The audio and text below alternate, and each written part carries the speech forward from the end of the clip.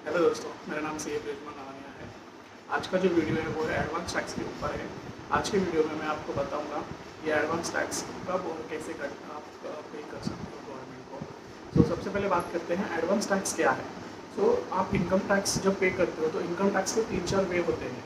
पहला होता है TDS। TDS बोले तो टैक्स डिडक्टेड एट सोर्स, जो आपका एम्प्लॉयर आपको सैलरी पे करते टाइम पे आपका कट करता है, या फिर बैंक आपका TDS कट कर सकता है FD इंटरेस्ट वगैरह पे, या फिर कोई आपको कमीशन इनकम देता है तो उस पर वो आपका TDS कट कर सकता है।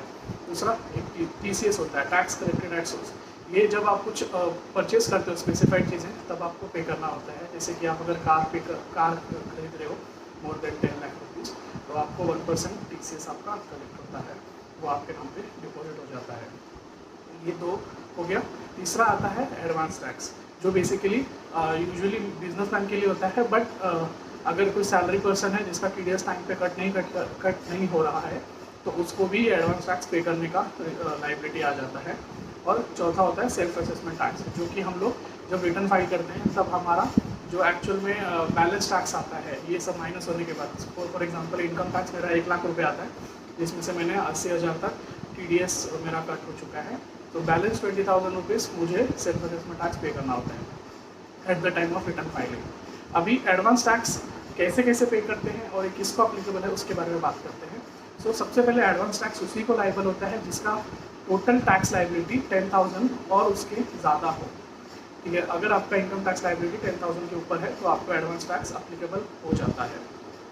उसके बाद एडवांस टैक्स किसको अप्लीकेबल नहीं है, एडवांस टैक्स दो सिनारियो में अप्लीकेबल नहीं है। एक तो अगर आपका एज 60 अब बेसिकली आप सीनियर सिटीजन हो और अगर आपको कोई बिजनेस एंड प्रोफेशन से कोई इनकम नहीं है, मतलब आपको नॉर्मल इनकम जैसा सेविंग बैंक इंटरेस्ट वगैरह FD इंटरेस्ट वगैरह ये सब इनकम है आपका, तो आपको एडवांस टैक्स का टैक्स पे करने की ज़रूरत नहीं है। दूसरा जो है ये है वो है जो प्रिजम्प्टिव टैक्सेशन में ऑप्ट करते हैं, जैसे 44AD एंड 44ADA, जो प्रेजेंट टैक्सेशन का बेनिफिट लेते हैं उनको क्वार्टरली बेसिस पे एडवांस टैक्स पे करने की ज़रूरत नहीं है। उनको लास्ट इंस्टॉलमेंट दैट इज़ 15 मार्च को ही पूरा टैक्स लायबिलिटी पे करना होता है।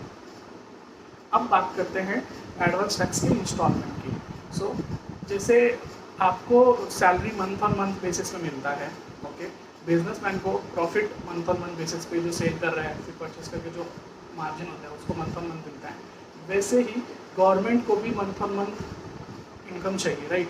और उसके लिए इनकम, मेजर इनकम क्या है, टैक्सेस कलेक्शन।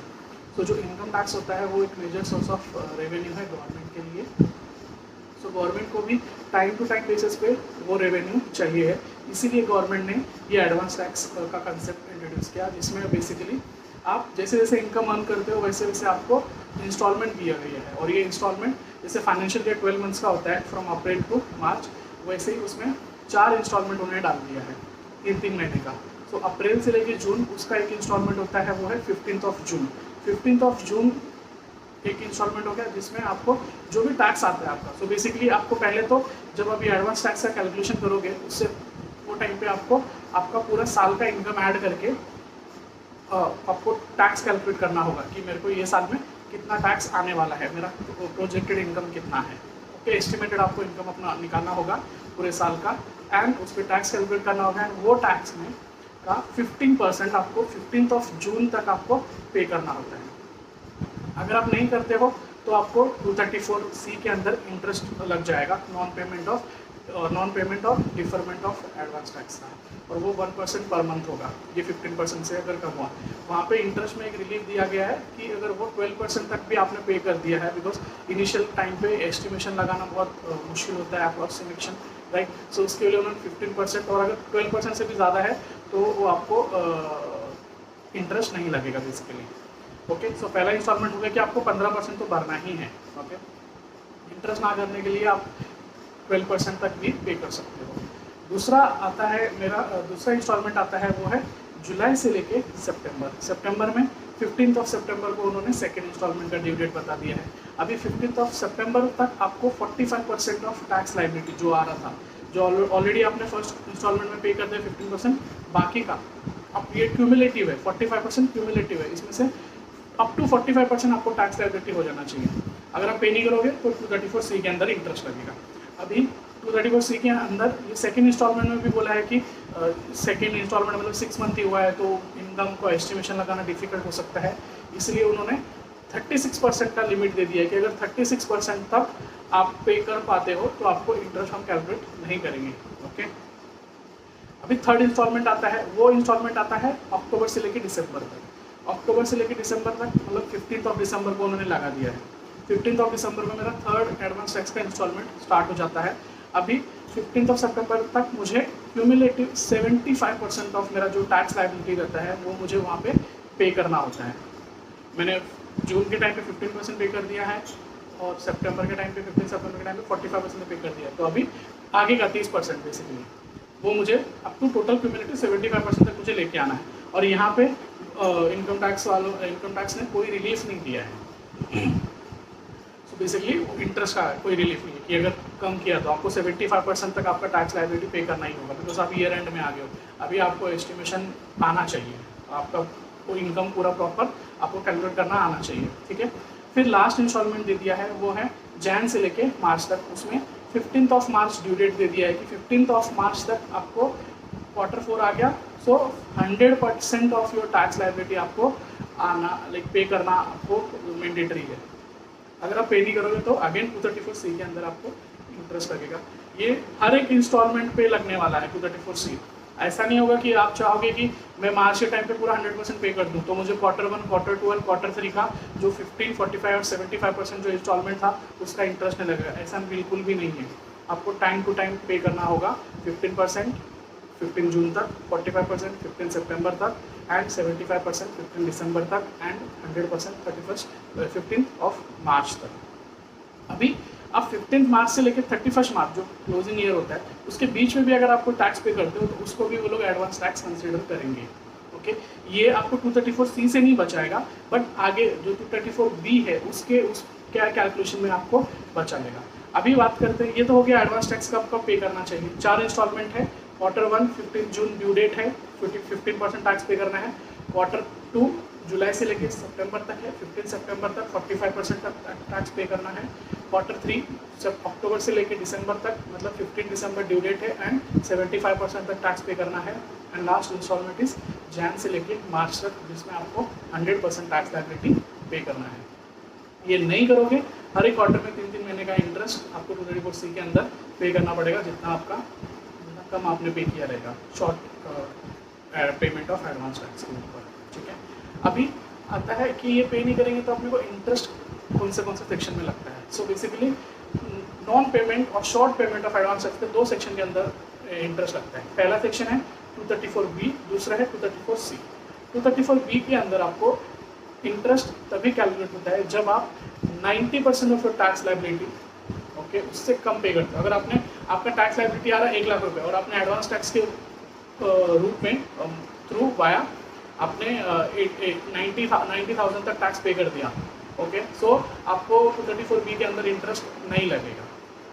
ये एकदम क्लियर है। ओके, अगर आपका 90% से कम होता है तो शॉर्टफॉल कैलकुलेट करेंगे एंड शॉर्टफॉल पे आपको 1% के हिसाब से जब तक आप पे नहीं करते तब आपको इंटरेस्ट लगेगा। बेसिकली 234B स्टार्ट होता है फर्स्ट, जैसे फाइनेंशियल खत्म हो गया उसके बाद से स्टार्ट होता है। तो जैसे मैंने बताया आपको 15 मार्च से लेकर 31 मार्च के बीच में अगर आपने एडवांस टैक्स पे कर दिया तो आपको 234B के टाइम पे जो 90% ऑफ टोटल टैक्स लायबिलिटी का अमाउंट कैलकुलेट करते हैं तब आपको बेनिफिट मिल जाता है 234B के अंदर टैक्स इंटरेस्ट सेव करने का।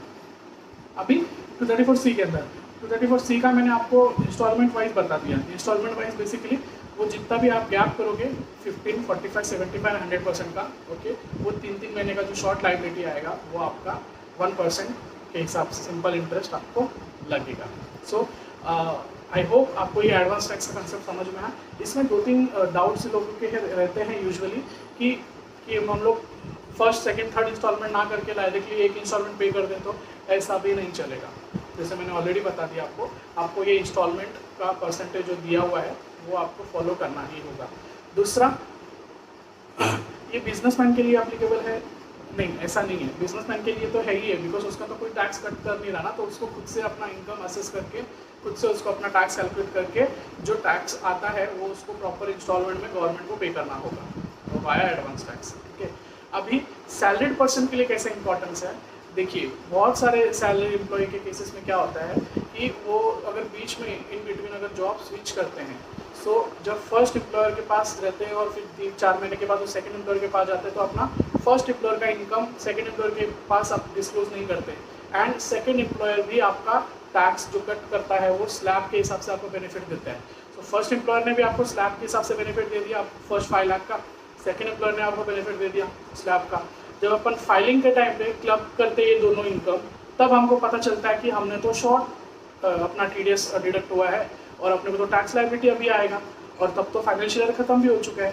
तब हमको पता चलता है कि हमारे को तो टैक्स भी पे करना है और उसके ऊपर 234B एंड 234C के अंदर इंटरेस्ट भी पे करना है, बिकॉज हमने एडवांस टैक्स तो पे किया ही नहीं है। ठीक है, आई होप ये आपको समझ रहा है, ये बहुत इंपॉर्टेंट है। जब आप जॉब स्विच करते हो सो आपको इनकम इंक्रीज होता है, वो तो बराबर है कि ऑब्वियसली आप इंक्रीमेंट के लिए ही जॉब चेंज करते हो मोस्ट केसेस में, पर आपको अपना टैक्स लायबिलिटी भी during the year he plan करने को आना चाहिए। अगर आप टैक्स लायबिलिटी तभी नहीं करोगे तो आपको फाइलिंग के टाइम पे तो टैक्स भरना ही पड़ेगा, बट आपको 234B एंड 234C के अननेसेसरी आपको इंटरेस्ट भी बहुत लग जाता है।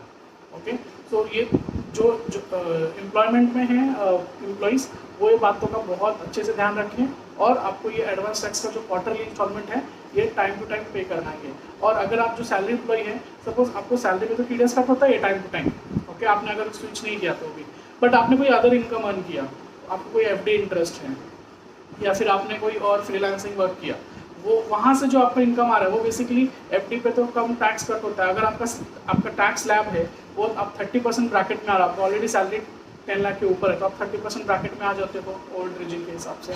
तो अब आपको जो FD इंटरेस्ट पे रेट का कट हुआ है कम रेट पे कम हुआ रहेगा, 5% और 10% पे कट हुआ रहेगा।